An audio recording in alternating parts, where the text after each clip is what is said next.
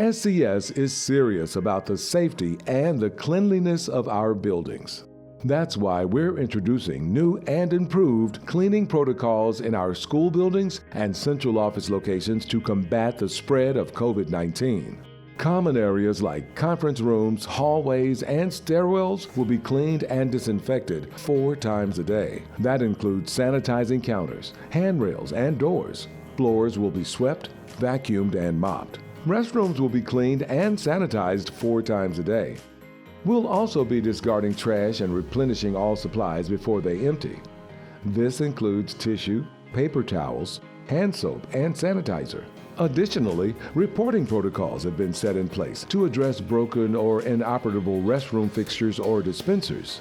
Alcohol-free foam hand sanitizer stations are installed in all common areas of hallways and buildings.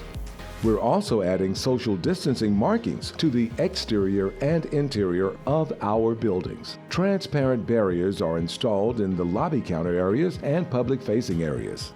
Shelby County Schools has also implemented daily building inspections to ensure that our schools and offices are ready for the next day. Entrance to SES buildings will also include a temperature check, and all visitors and employees must wear a face mask. Some employees will also be required to wear gloves.